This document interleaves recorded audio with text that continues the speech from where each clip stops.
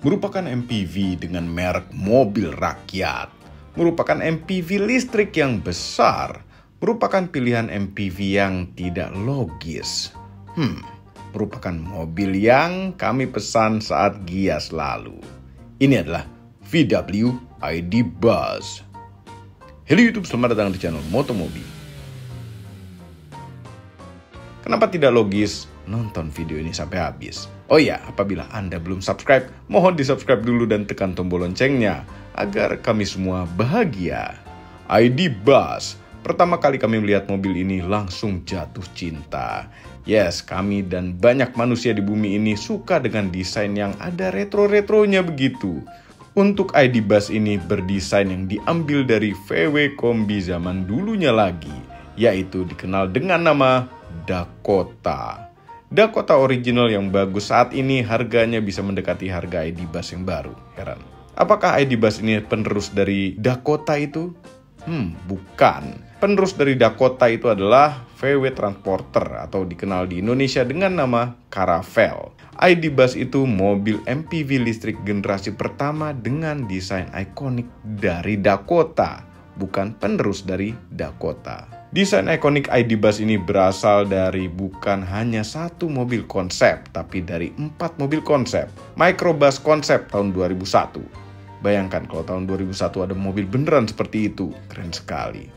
Kemudian ada Bully EV konsep tahun 2011.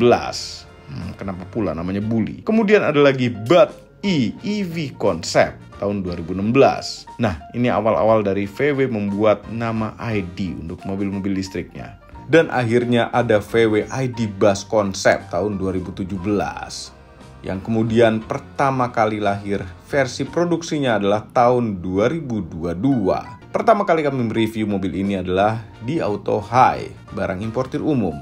First impression review. Jadi mobil-mobil listrik VW itu pakai nama ID. Ada ID3, ID4, ID5, ID6, ID7, dan ID Buzz. Dan ada satu lagi, ID Buzz Cargo. Yes, ID Buzz ini ada versi blind van-nya, mobil komersial. Jadi ini tidak didesain murni untuk angkutan manusia. Dan kenapa pula namanya pakai ID untuk VW-VW yang listrik? Apakah itu maksudnya Indonesia? Tidak. Itu adalah singkatan dari Intelligent Design, Identity, and Visionary Technologies. Panjang sekali. Dan kata Buzz berasal dari bus atau bis yang diplesetkan seperti suara motor listrik jadi buzz.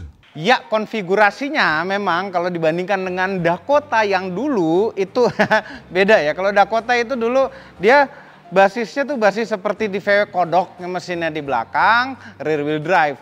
Literally di belakang ya, di belakang axle roda belakangnya. Kalau ini adalah mobil listrik jauh berbeda ya. Depan nggak ada motor listrik, belakang ada motor listrik, tapi ada juga sebenarnya ID Buzz yang versi dual motor tapi tidak masuk Indonesia. Dan tadinya di Dakota atau VW Kombi, roda itu ada di belakang sini dikit, ya. Kita duduknya tuh di atas roda. Kalau ini enggak, ini posisinya di belakang roda depan dan overhang ininya pendek. Di belakang juga, tentu di belakang ini enggak ada mesinnya, adanya motor listrik di tengah-tengah antara roda, dan overhangnya juga pendek sekali. Terus baterai ada di bawah seperti biasa suatu mobil listrik. Nah, ID Buzz ini platformnya itu diciptakan memang sudah untuk mobil listrik, benar-benar untuk mobil listrik. Jadi sudah disediakan tempat baterai di bawahnya. Ini adalah baterai 91 kWh di bawah sini. Memanjang ke depan, range-nya itu bisa sampai 487 km. Kalau dilihat ground clearance-nya juga masih oke, karena memang ini platform yang benar-benar didesain untuk jadi mobil listrik. Ngelihat ketebalan ini juga rasanya kayak nggak terlalu tebal dibandingkan dengan Denza. Nah, kalau dibandingkan sama yang short wheelbase itu baterainya sedikit lebih kecil, hanya 86 kWh. Dan range-nya juga sedikit lebih pendek, yaitu 461 km. Tetap jauh-jauh range-nya, cuma nggak ada satupun yang di atas 500 km gitu loh. Padahal enak kalau pakai mobil ini jalan jauh, coba range-nya 700 gitu kan. Baterainya mesti berapa ya kalau segitu ya? Nah, kalau bicara soal bentuk, mobil ini tuh merupakan MPV yang paling keren, yang paling ganteng yang dijual saat ini di Indonesia. Lihat ini ya, penampilan retro, ini ada kedakota-dakotaannya nih. Misalnya nih, logo VW besar sekali di depan yang merupakan logo VW terbesar yang pernah terpasang pada suatu mobil. Enggak sih, yang Dakota dulu lebih gede, cuma ini oke lah, lumayan gede. Kalau lampu, Dakota kan gitu bulat ya. Kalau ini sudah lampu modern, dan ini lampunya lampu IQ Light, LED matrix gitu. Jadi kalau kita auto high beam, dia bisa tidak menyinari mobil yang berlawanan arah. Atau kita di belakang mobil orang gitu ya. Ini bisa nengok-nengok nih, coba lihat dari close up. Nih ya, lihat ini ya. Ini kalau kita kunci. Nah tuh. Bobo. Kita buka, bangun nggak dia? Ya bangun tuh. Dia bisa naik atas bawah dan kanan kiri. Jadi buat belok dia bisa menerangi jalanannya duluan. Velgnya ala-ala zaman dulu juga ada seperti dopnya di tengah, namun sebenarnya ini bener-bener dop ya. Yang bisa dibuka. Bisa dibuka paksa sih. Itu bisa. Ini besinya nih, dopnya. Ini bicara soal ini velgnya ya. Ini velg 20 inch. Kegedean untuk mobil MPV menurut kami ya. Terus bannya dong keren. 235 lebarnya, tebelnya 50. 235 lebar sekali kan. Sama yang belakang tuh belang. Belakang tuh lebarnya 265, tebelnya 45. Belang loh belakangnya. Ini ada gaya retro lagi, ini di VW Kombi kan ada sirip-sirip belakang sini nih, ada nih sirip-sirip ini. Oh iya, terus kalau kita lihat ke depan sini balik lagi. Ini ada di pilar A tuh, pilar A-nya kebelah dua. Ada jendela segitiga tengahnya. Seperti di VW terdahulu juga ada jendela segitiga. Ini seakan-akan jadi jendela segitiga sepertinya. Sekarang kita ukur panjangnya.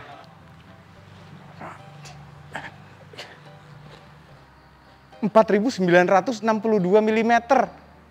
Nggak nyampe 5 meter. Wheelbase-nya 3.239 mm. Oh, 3,2 meteran wheelbase-nya ya kan. Panjang sekali wheelbase-nya, makanya overhang-nya pendek-pendek. Mobilnya nggak sampai 5 meter, tapi wheelbase-nya 3,2-an. Panjang banget ini wheelbase. Nah, kayak nonton video ini sampai habis, manuver di jalannya nih. Untuk yang short wheelbase, panjangnya itu 4.712 mm. Lebih pendek 25 cm dari yang long wheelbase. Dan wheelbase-nya 2.989 mm. Karena panjang overhang-nya sama, jadi perbedaan panjangnya itu hanya dari wheelbase-nya saja. Kita buka dulu kap mesinnya. Nggak ada. Ada di sebelah kiri. Karena ini mobil yang biasanya setir kiri.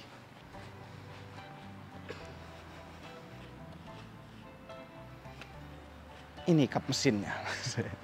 Nggak ada apa-apa dalamnya, cuma untuk ngisi air kecerutan. Ini ada semacam styrofoam, nggak tahu fungsinya buat apa. Coba ada tempat bagasi kecil gitu kan, lucu ya kan. Mesinnya tuh ada di belakang, motor listrik ya. Itu tenaganya 281 horsepower dengan torsi maksimal 560 Nm. Ini salurkan tenaganya ke roda belakang langsung. Paling pakai gigi satu, tapi single speed ya untuk mobil listrik. 0 ke 100-nya 7,9 detik. Klaimnya, tapi nanti kita coba.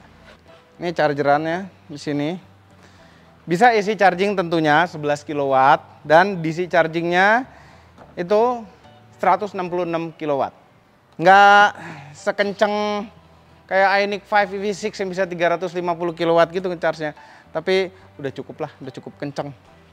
Ini ya logo depan, logo belakang itu warna putih, tulisan ID Bus-nya juga putih. Jadi ngikutin warna two-tone atasnya ini lucu. Tapi ini warna terbaik dari semua ID Bus. Tuh ini nih warnanya paling keren, paling cocok.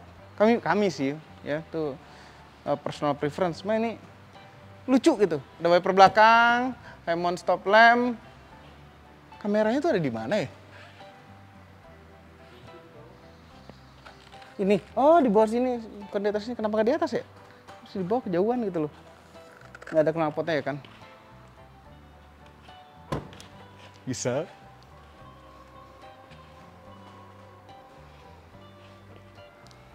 Belakangnya itu lega, bagasinya lega. Ini kalau dilipat seperti ini. Ini kalau dilipat semua, itu rata lantai. Walaupun captain seat ada bolong-bolong, tapi rata lantai berkat kotak ini nih, tutupan ini. Yang bisa kita angkat. Ini dapat kotakan begini juga buat naruh barang-barang dalamnya. Praktis gitu loh. Kami suka. Ini sebenarnya bisa ada V2L-nya. Harusnya, cuma kok nggak dapat colokannya ya? Ini charger mobile, terus dapat macam-macam barang-barang itu. Udah, ada 12 volt power outlet juga di belakang. Buat apa ini? Ini ada track. Oh, buat ini Mang, naruh barang gini Mang. Jadi nggak jatuh Mang. Tuh. Buat penahan. Tuh. Ini bisa dipotek nih harusnya nih. Tuh, penahan gini. Jadi barang nggak lari. Pinter gak sih?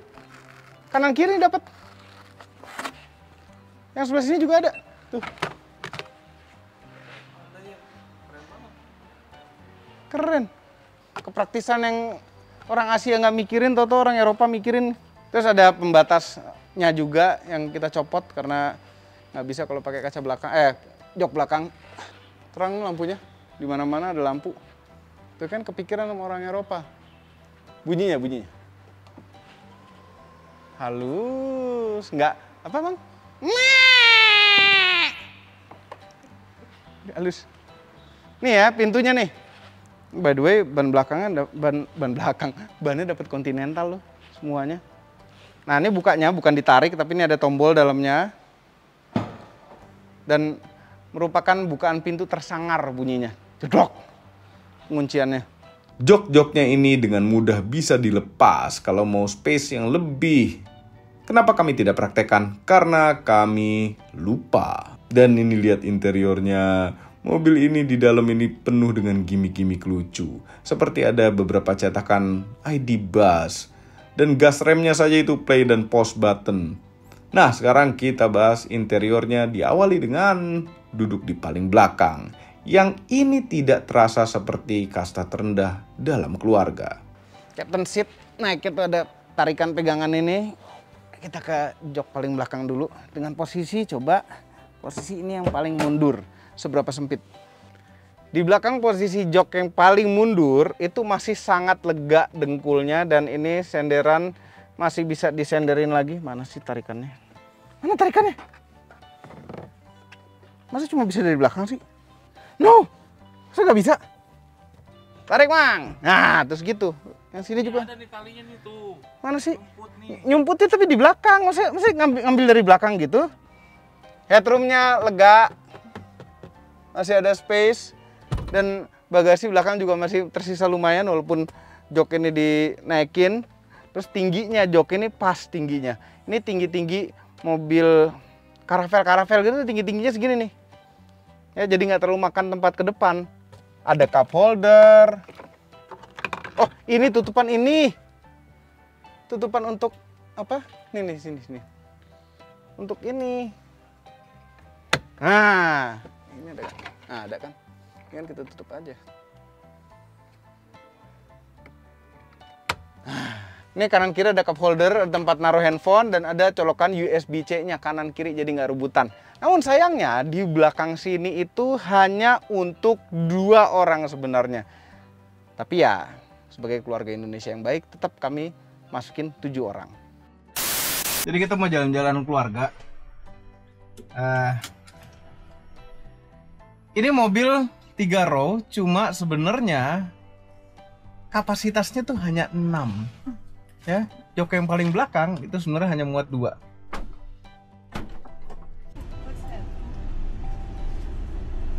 Is this supposed to be a car door?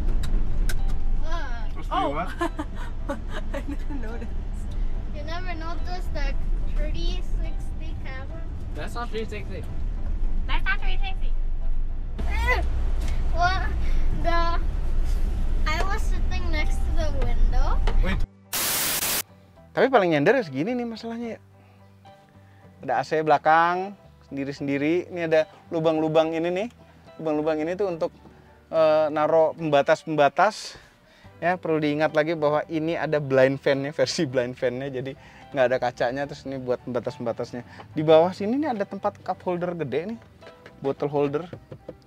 Kalau misalnya ini jok dimajuin abis, coba Mang tolong majuin abis Mang. Hah? Tolong majuin abis. Nggak Wow, jadi selegain itu. Ini mau ini. Row ketiga loh. Nggak perlu. Udah cukup lega ini. Bisa sampai gini ya? Ya kan emang buat rata lantai itu. Ih, keren banget. Ini indikator seatbeltnya rewet sekali ya. Belakang juga harus pakai seatbelt. Aduh, kejeduk nih. Kenapa dari tadi nggak nyalain AC panas-panasan di belakang sini? Nanti kami tahu alasannya kenapa. Ini posisi duduk paling mundur. Di belakang posisi nyetir kami, tinggi kami 174. Leganya ini interior kabin lega sekali. Segini, ya. Lega. Ada mejanya. Saya sambil iPad-an atau laptopan, kayaknya laptopan kuat nggak sih? Ngewer-ngewer gitu. Tapi ada cup holdernya. Yang nggak ada bawahnya. Jadi kalau masukin botol yang kekecilan, lolos ke bawah. Ada tempat handphonenya bisa selipin sini, ada kantong. Terus headroomnya lega sekali. Ini ada AC belakang, lengkap dengan jepitan ini juga kayak yang di belakang tadi. Ini buat ngatur AC belakang dan ada lampu LED. Door trim, ini plastik keras ya, tapi ini empuk-empuk. Plastik keras, empuk-empuk. Ini ada speakernya di belakang sendiri. Ini ada tombol harusnya, kayaknya tombol untuk pemanas jok atau pendingin jok. Yang nggak ada option itu di Indonesia sayangnya. Nah ini ada colokan USB-C. Depannya bisa buat naruh handphone. Jadi kalau nge-charge handphone, colok sini, taruh. Tapi begitu kita turun, lupa ketinggalan handphonenya di mana tadi? Ada di balik pintu, gak kelihatan ya kan, begini. Tapi kepraktisan banyak sih ini. Di belakang kantong pintunya di sini, di bawah juga lega sekali. Di tengah sayangnya nggak ada apa-apa lagi ya. Ada armrestnya, hanya satu di posisi di tengah aja, di pinggir sebelah kanan sini tidak ada. Jadi armrest satu-satunya adalah di pintu. Kalau mau kayak begini. Nah ini, ya kalah sama apapun, ini kalah di belakangnya. Ini kalau disenderin, paling nyender tuh segini. Ini pentok, nggak bisa lebih nyender lagi. Mobil Eropa, orang Eropa mungkin faktor safety ya, karena seatbeltnya itu nempel di pilar C. Tuh, jadi nggak bisa lebih nyender daripada ini. Oke lah. Nah, ada tempat penyimpanan lagi. Ini ngambil dari konsol depan. Yang dari kemarin gagal dibuka. Oh, sini, dibawahin. Tuh, bisa buat naruh-naruh lagi. Dari depan, ini bisa dicopot-copot. Nanti kita copot ya. Nah, sayangnya belakangnya begini aja. Nggak super mewah seperti yang kita temukan di Alphard, bahkan di Denza. Ya, ini belakangnya biasa-biasa aja. Ini kayak mobil komuter aja di belakangnya. Bukan berarti nggak nyaman loh. Ini jok nyaman, joknya cukup nyaman. Belakangnya lumayan rendah, rebahnya segini cukup lah, bisa buat tidur gitu ya. Cuma kurang untuk standar orang Indonesia sebenarnya. Oke, kita ke depan. Oh, satu lagi penting, lupa. Jendelanya. Jendelanya itu nyalain, bukanya harus nyalain dulu. Nah, begitu kita masuk mobil, kalau kita ngantungin kunci, itu mobilnya otomatis hidup kuncinya tuh seperti ini, kunci VW zaman sekarang ya. Sama seperti di kuncinya VW Golf, kayak begini juga modelnya, segi, ini apa sih? Trapesium ya. Ada tombol lock unlock, buka bagasi, sama buka tutup pintu power sliding door-nya. Maka kalau begitu kita masuk, mobil otomatis nyala, AC nendang dikit terus hilang lagi tadi. Kita mesti nginjek rem buat dia nyala. Nah, ini praktis sekali. Tapi yang kami heran, kepraktisan ini buat apa ada satu tombol ini? Ini buat apa? Ada start stop engine button lagi di sini. Ini nggak pernah kita sentuh, nginjek rem aja hidup mobilnya. Ini buat apa? Bekas lubang kunci sih, mungkin sayang kalau lubang kunci ditutup begitu aja. Kasih tombol start stop deh. Mungkin itu ya. Nah, ini mengenai kaca belakang. Tuh kan, oke. Mobilnya mati. Gini ceritanya, kenapa tadi di belakang nggak nyalain mobil? Karena begitu kita ngangkat pantat nggak pakai seat belt, itu mobilnya mati. Pakai seat belt, injek rem, mobilnya nyala. Oke. Terus ketika kita turun, kita gini, kita buka seat belt, mobilnya masih nyala. Pantat kita naik, mobilnya mati. Jadi harus ada drivernya. Nah, sekarang kita coba kalau kita nyalainnya pakai ini. Depress brake, select. Ini nyala kan? Nyala, sekarang ini nyala posisinya. Kalau kita angkat pantat, mati juga, sama. Gimana caranya kalau udah turun Hah? pakai start stop engine? Keluar dulu. Kan nggak bisa, harus nginjek rem dong. Nah, injek rem sambil setuju. Oh iya, coba ya. Tuh. Nggak hidup. Coba angkat. Hidup Bang. Nah, bisa. Oh jadi ngidupinnya tanpa didudukin dulu, Mamang pinter nih. Emang ngakal-ngakalin Mamang jagonya deh. Gitu, jadi ngejek rem. Jangan sambil didudukin. Jadi kita mati lagi sekarang. Nah, kaca belakang. Mengenai kaca belakangnya ini lucu. Kaca belakangnya itu bisa dioperasikan dari sini. Ini kan cuma ada 2 nih power window-nya. Tentu buat buka kaca nih, ya kan, kanan kiri, auto up and down. Untuk buka belakang gimana dari depan? Pencet dulu rear. Ini rear, baru kaca belakang bisa kebuka. Merupakan, emang gue baru buka setengah tuh. Nih, mati mobilnya ntar. Lumayan bisa buka.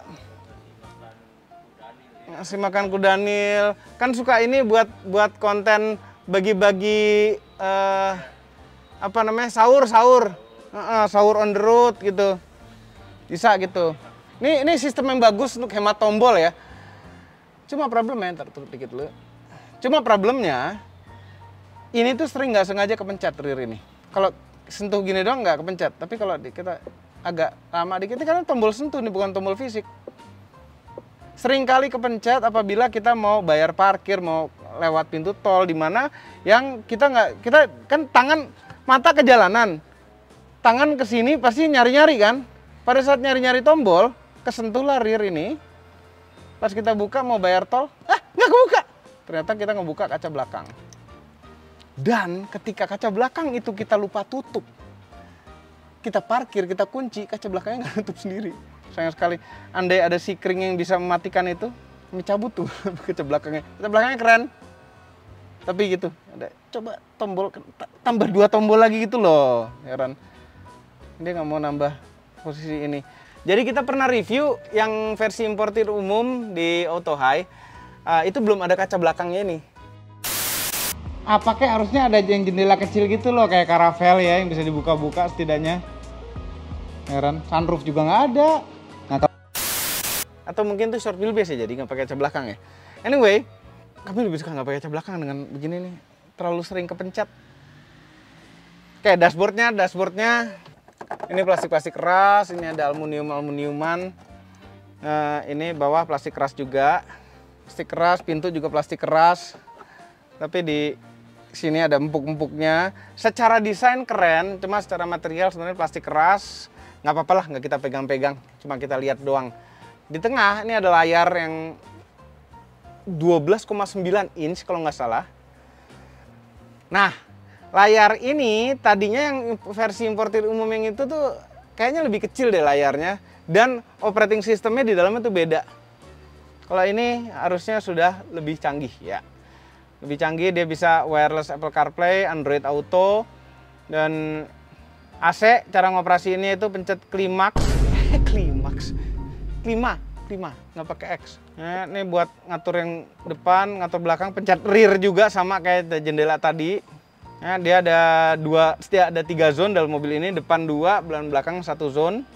Terus dia tuh ada air purifying-nya nih. Ah, ini dia. Air care on namanya, air care namanya. Ada pemanas setirnya, jangan nyalain, jangan nyalain. Ada 3 volume. Ada pemanas joknya juga nih. Kenapa yang sebelah kanan nih nyalain ya? Kan kiri bisa sampelnya. Nah, terus untuk joknya, ini bisa preset ini nih. Oke, untuk joknya, untuk jok depan itu bisa pijit kanan dan kiri. Tapi sayangnya tidak ada pendingin jok. Hanya ada pijit, tapi lumayan lah. Ada pijit-pijit dikit. Ini mode ada driving mode, eco, comfort, sport, dan individual. Individual yang kita atur adalah driving dynamic, steering, drive-nya eco, engine sound, exterior engine sound, sport. Adaptive cruise control bisa diatur, light assistance bisa diatur, sama aircon bisa diatur. Cuma itu saja. Oke, terus assist. Nah, ini driving assist, kita bisa matiin auto ini yang akan hidup lagi nanti, auto ngeremnya itu yang benci sekali kami. Cuma alhamdulillah selama kami nyetir ini beberapa hari tidak ditemukan sekalipun ini aktif ya. Tapi kami nggak seagresif itu sih nyetirnya. P ini kita pencet P itu bisa mengaktifkan kamera 360-nya. Kamera 360-nya lucu ya. Kualitasnya biasa-biasa aja dan dia sempit. Ini sebenarnya lebar aslinya, cuma disempitin sama dia jadi kayak mobilnya itu kecil. Ini kecil-kecil tuh pada tinggi-tinggi. Dan karena wheelbase-nya panjang, rasanya ingin sekali setiap mau belok itu ngeliatin ban kiri belakang, kanan belakang deh. Jarak itu jadi deket banget gitu loh, Pak. Jadi rasanya kayak dekat karena narrow gitu loh, digempet dia apa sih? Rasionya diubah sama dia. Padahal aslinya jauh banget. Aslinya jauh. Nah ini untuk shortcut auto hold. Jadi nggak ada tombol fisik auto hold. Driver assistant monitor pengennya dimatiin terus. Interior monitoring, jadi kalau menaruh jaing di dalam mobil kita tinggalin gitu, monitornya nggak nyala gitu. Dan ini ada roof smart glass. Apa itu smart glass? Jadi ini full panoramic roof di atas, ya. Ini sama tombol smart glass ini sama, geser-geseran ini sama. Ini untuk membuka kelihatan dan tidak kelihatan. Kelihatan? Tidak kelihatan. Ya, kecil. Ini sama kayak di iX. Oke, nah terus kita ke ini. Gambar mobil itu ada untuk pengaturan gampang. Gambar mobil nih eksterior apa? Ngatur jendela, jendela. Spion, lampu depan. Ada yang mau dimatiin nggak? Yang cornering light tadi mungkin mau dimatiin, comfort light, bannya. Nah, ini ada tire pressure monitornya, cuma nih sistem VW ya, kita isi angin sesuai keinginan kita, kemudian di reset. Nanti begitu ada perubahan, dia akan warningnya nyala. Nggak nyebut berapa PSI gitu sayangnya sih. Ada easy entry, kalau kita aktifin, kita turun dari mobil, joknya mundur, sehingga masuknya tuh gampang. Nah, audionya ini lumayan bagus. Ini Harman Kardon, cuma tuningannya lumayan oke. Ada 12+1 speaker kalau nggak salah. Ini geser di atas ke bawah untuk brightness-nya cepet ya, jadi kita ngerubah brightness, kesilapan, kita tinggal geser itu. Nah ini ada widget juga, ini apa sensor. Widget, ini sensor, telepon siapa aja. Wah, telemarketing ini. Vehicle status nih tadi, tire pressure, kita bisa configure lagi, ditambah lagi. AC biasa, dia matiinnya digeser ke kiri abis, ini ke kanan abis. Tombol hazard, tombol fisik bagus. Ini buat buka pintu belakang, dan ininya tombol pencetnya nggak perlu tahan, tinggal cetak dia ngebuka. Ngebukanya itu satisfying nih ya, kita buka ya. Dor gitu. Sadar jadi, oh pintu kebuka. Ada jedoran. Kemudian setirnya ini setir yang dipakai sama VW Golf juga sama, begini juga. Kami sangat tidak suka dengan tombol-tombolnya. Tombolnya tuh tombol sentuh tapi bisa dipencet gitu. Itu model-model. Gitu, ini volumenya digeser-geser, ada adaptive cruise controlnya, tapi nggak nyetir sendiri, dia adaptif untuk jaga jarak aja. Dan gayanya gaya itu juga, mencetnya bisa dipencet tapi tombolnya rame-rame gitu sebenarnya. Nah ini ada untuk ngatur untuk instrumen cluster. Instrumen clusternya itu layar kecil sekali tapi berguna, nggak ada masalah dengan layar kecil ini. Cuma bisa di kanan kiriin view. Terus ini tombol kalau sampai kepencet nih akan menyesal karena nyalain heater steer.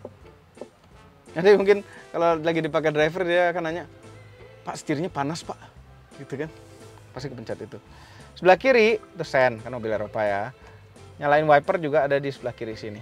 Bagus kan, bukan dari sana, bukan dari layar. Ini shifter yang kanan. Shifternya tuh model diputer, maju tuh D, putar ke depan, diputar ke depan lagi tuh dia akan masuk ke B. B itu jadi regenerative braking lebih kuat.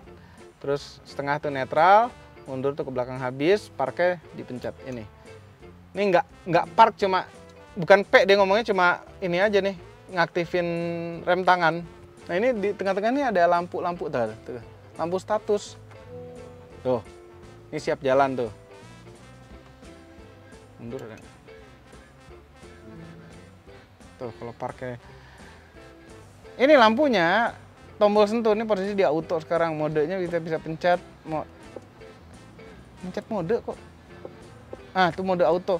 Ini defogger depan maksimum, defogger belakang, lampu kabut belakang, terus lampu kabut depan. Ini gelap gitu, jari dideketin tuh, belum nyentuh dia udah nyala masa sih? Tuh kan, nggak nyentuh loh tadi. Kami tidak suka tombol sentuh. Untuk spion diaturnya di sini, ya diputer-puter kayak VW lah normal. Ini kalau kita ke ini bisa ngelipatnya, ada pemanas nih ngelipet kita. Ini untuk buka bagasi. Kalau yang di sebelah kiri tempat ini itu untuk colokan USB-C. Oke, sekarang kita masuk ke praktisan. Kantong pintu, banyak nih. Ada di sini, lega tuh sampai belakang, sampai masuk sini nih. Ini kalau kita naruh sesuatu di sini nih, insya Allah akan ketinggalan lama dan hilang. Kantong pintu sini juga lega sekali, bisa naruh botol yang besar-besar.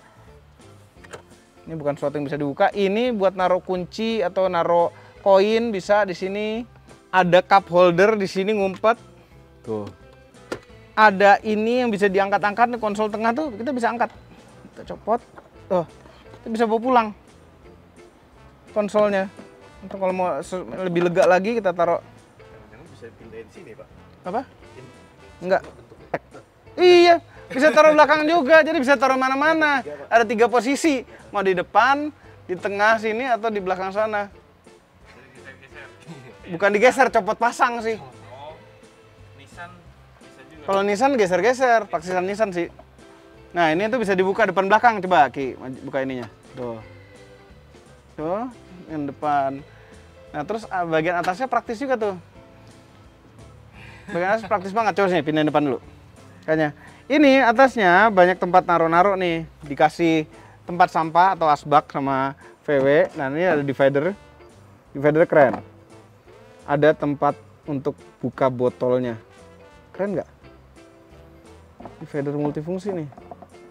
Oh, nah ini divider yang ini, tahu nggak nih buat apa? Ini buat ngupas es. Kalau kaca depan kita penuh es, kayak waktu kami di Inggris kemarin, ini buat ngerok. Ngeroknya pakai ini. Ah, iya masang stiker atau masang ini wrapping bisa pakai ini. Kaca film juga bisa. Oke, laci. Lumayan lega. Atasnya juga ada tempat lagi. Buat matiin itu mana ya? Matiin airbag tuh. Matiin airbag sebelah kiri selalu ada. Mati mobilnya mati. Pantatnya ngangkat dikit ya. Spion tengah auto day night, terus ini atas ada lampu mana? Oh iya, nih USB-C-nya. Karena jadi yang kiri itu dapat 1 USB-C di pintu. Kalau driver dapat 2 langsung tuh USB-C. 2 langsung, dan ini kalau kita selipin handphone di sini, ini wireless charging. Jadi ini wireless charging yang bagus, nggak kelihatan istri ya kan layar kita. Cuma sayangnya wireless charging di sini itu mau ininya handphonenya kepanasan jadinya. Sun visor gede, lumayan bisa nutupin. Ini bisa dipanjangin juga. Kok mau? Mau dipanjangin? Masa kurang panjang tetep. Di pinggir tuh, ini masih lega, masih bolong. Posisi nyetir. Nah, ini adalah mobil Eropa. Ada 2 memory seat di sini.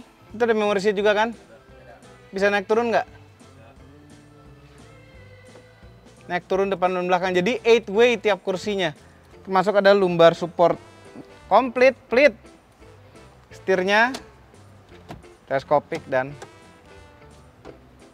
tilt. Posisi nyetir enak. Nah, joknya enak buat nyetir nih, jok sporty ala-ala VW. Ini kalau Anda dapat pacar atau istri yang kakinya panjang, nggak ada masalah. Bisa dimajuin ininya. Kalau armrest ini kurang, masih ada sebelah sini lagi. Sebelah kanan ada armrest lagi. Jadi kalau di tempat ini ke armrest kanan, kiri, di pintu, cuma di sini. Jadi ada 3 level armrest. Kenapa joknya panas ya? Mana sih nyala ya? Nggak nyala kan? Sisaan tadi nih. Yuk, kita jalan.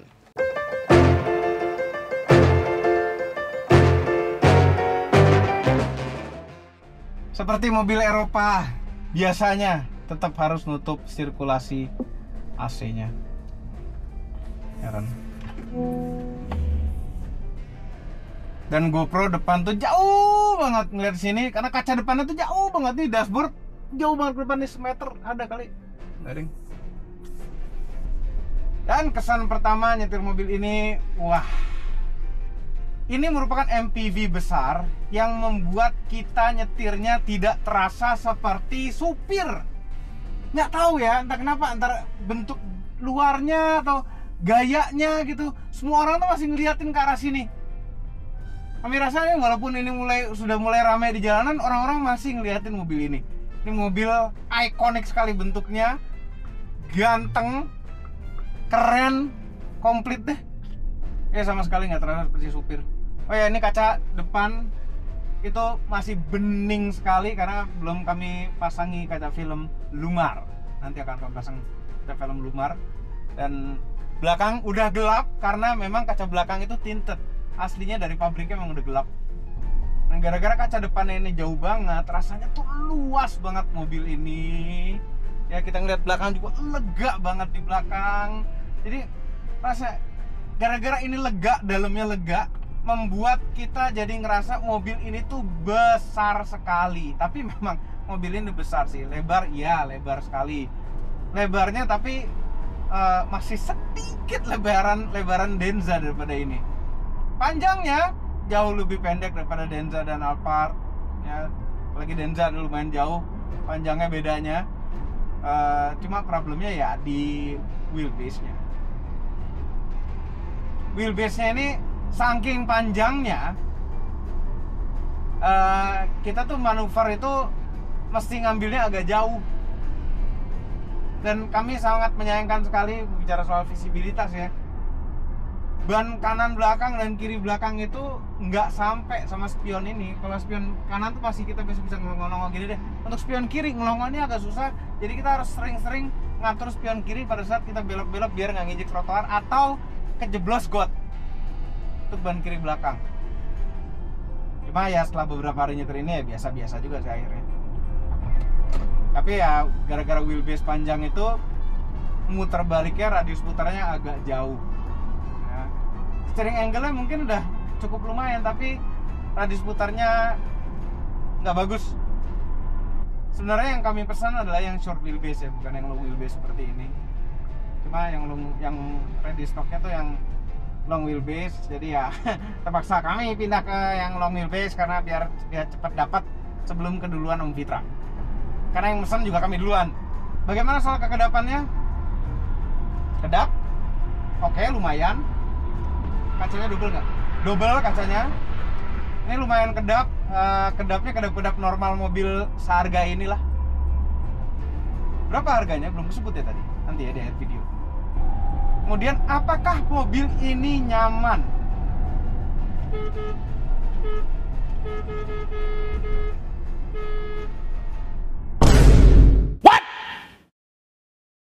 What the gila. Orang kalau kelewatan pintu tol ya, sebaiknya keluar tol di sana aja, muter balik lagi. Jangan kayak begitu. Tahu-tahu berhenti di tengah jalan, mundur, sangat berbahaya sekali. By the way, C-Car kita VW Tiguan. Anak VW sekali hari ini nih. Nah, kenyamanan. Ini sambungan-sambungan jembatan terasa. Mobil ini sebenarnya nyaman. Nyaman untuk standar mobil Eropa. Ini suspensinya kami teringat dulu kami pernah punya Caravelle. Rasa suspensinya tuh seperti ini. Nyaman tapi nggak bisa dibilang empuk. Kayak jalan beton gini, terasa jalan betonnya. Nggak seperti jalan di kapas seperti kita naik Alphard gitu, Lexus LM. Nggak. Ini terasa, ya mungkin karena velgnya juga gede banget. Cuma ini tidak tidak seempuk Alphard, Denza. Ini lebih cenderung ke arah sporty. Yes. Kami coba belok kenceng naik mobil ini, enak. Manuver naik mobil ini enak tuh. Ini body rollnya ada, cuma kita lagi lari berapa tuh? Body rollnya ada, cuma ini untuk ukuran MPV besar, body rollnya bagus. Titik beratnya lebih ke bawah ya, karena ini mobil listrik, baterainya ada di bawah, dan suspensinya didesain juga untuk kecepatan yang tinggi. Jadi kalau kita jalan jauh naik ini masih tetap nyaman, tapi tidak ada sedikit pun rasa limbung, rasa mengayun-ngayun. Nope, tidak terasa sama sekali pada mobil ini.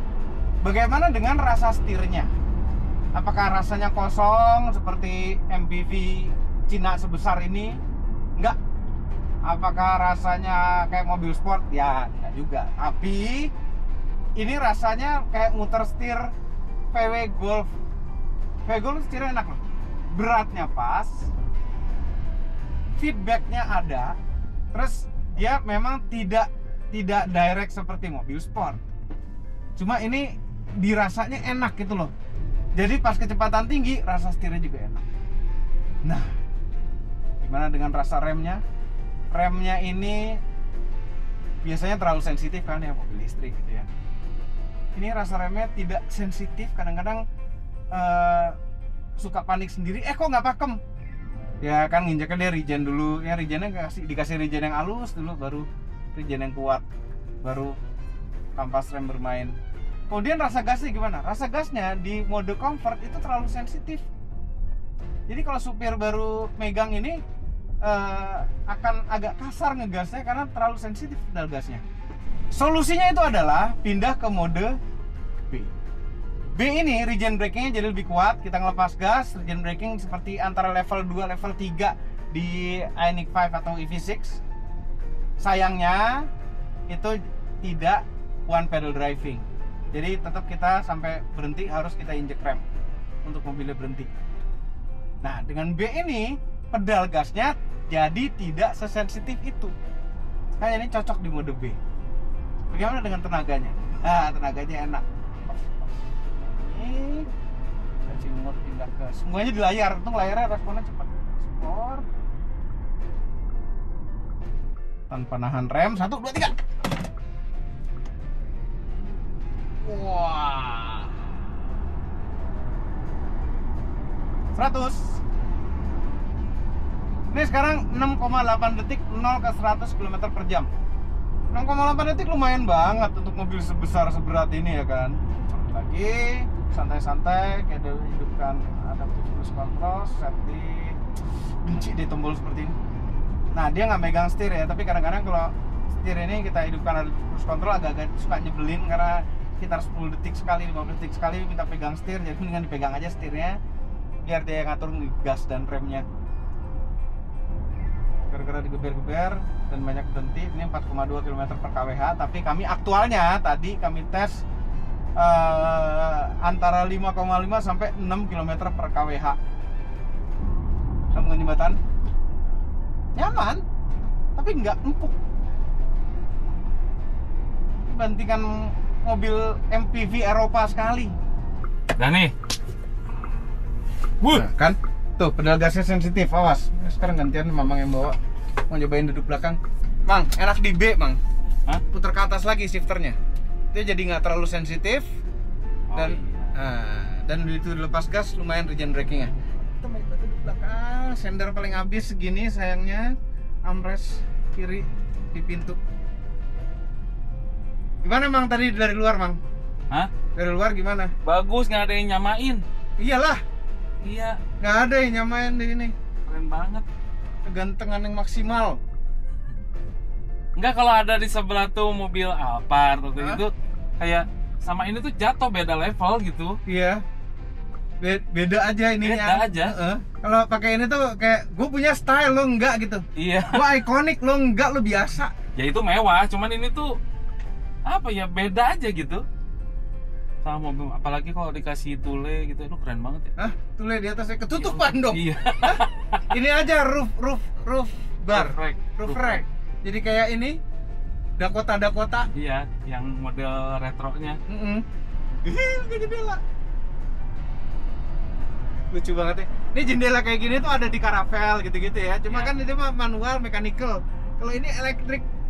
Seumur-umur kayak baru ngeliat jendela kayak gini tuh elektrik. Gimana belakang empuk nggak? Kayaknya kalau paling belakang sih terasa tuh tadi jeblukan tadi tuh. Oke lah ini. Nggak, maksudnya nggak bisa dibilang nyaman sekali, cuma nggak masalah sih, Mang. Nggak masalah. Nggak masalah. Bandung Jakarta gitu Oke. Masih Oh, oke. Surabaya juga oke nih. Surabaya juga oke. Oke. Nah boleh tuh. Nah, tuh dia tuh. Kerasa. Kerasa itu. Cuma begitu mendarat tuh nggak ngayun-ngayun. berhenti aja, cek gitu, selesai. Ini kakunya kayak mobil Kayak ini karavel. ya. Kayak karavel, terus kayak mobil beban. Kayak mobil beban. Nah, Iya. itu dia.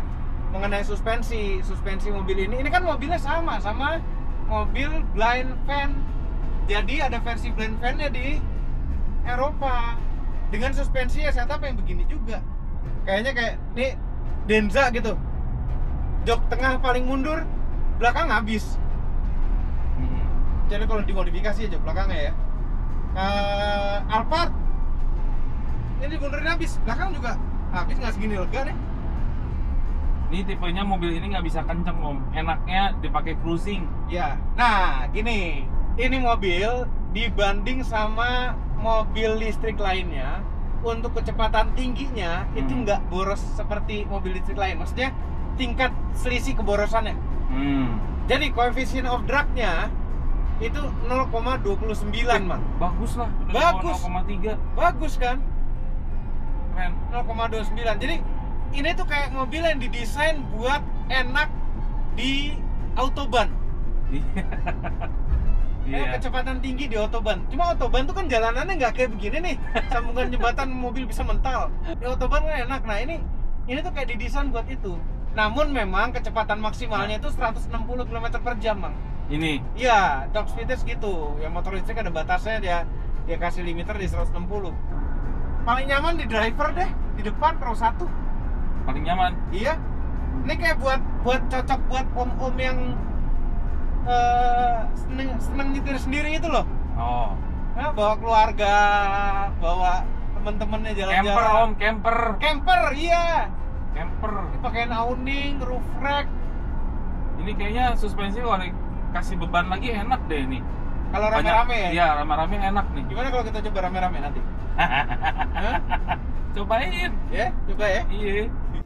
Overall, nyetirnya ini dari pandangan penghobi mobil macam kami ini kencang dan stabil.